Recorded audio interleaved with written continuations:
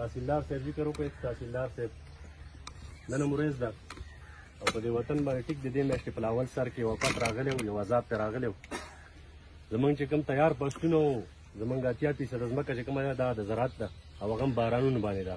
د طبیلونو ځمکه هم ډېره زمونږ کمه ده او ټول کال هم دغه فصلونو ته چې کوم دی کاتی چې دا فصلونه موږ له وشي زمونږ به کوم دی راتلونکی کال بختور شي.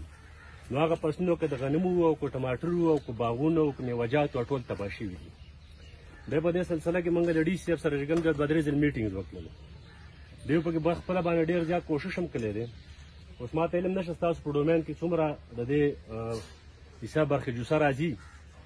نو دا ضلع د اوسه پورې هغه په ضد ډیکلیر نه شوله چې موږ وایو په 4-5 تحصیلونو کې مکمل تحصیلونه چې کوم دی دا والي دي او فصل مکمل ختم شوی دی. په کار خو دا وه چې هغه فایل پراجیکټ وی او مطلب دا دی فوري طور باندې خلکو ته ریلیف ورکړی شوی او خو تر اوسه پورې ریلیف ورنه کړلی شو. زموږ ستاسو دا ریکویسټ دي که تاسو سبا نه چې کوم دی بیا په های اپیشل میټینګس کې کینئ نو دا ورسره لازمي ډسکس کوئ چې د باجوړ ولس ته چې کوم دی خصوصي په دغه مد کې د دې ذمېدارو سره چې کوم دی مرسته او تعاون وشي او دې ته ریلیف ورکړی شي. ځکه چې فصلونه ختم شوي او ریکارډ یې ټول کلیکټ کړی دی او د هغې دپاره ټیمونه هم جوړ کړي ډېر په وخت باندې او غونډه ډاټا به ستاسو سره شریک کړي.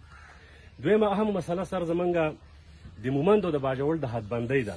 دا یوه تنازعه شته دی او هغه وخت په دې طریقه سر راوچتوي چې 13 ورځو کې چې کله سینسس کېدل نو په سینسس کې چې کوم دی د صافي قبیلې خلک راپاڅېږي چې یاره مطلب دا دی دا خلک به باجوړ کې نه حسابوي دا به په مومندو کې حسابوي.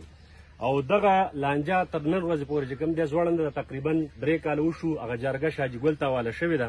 د حدبندۍ تنازعه ده.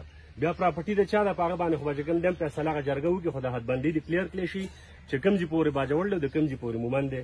نو هغه جرګې ته وینا کول پکار دي چې په دغه باندې زر تر زر غور وکړي.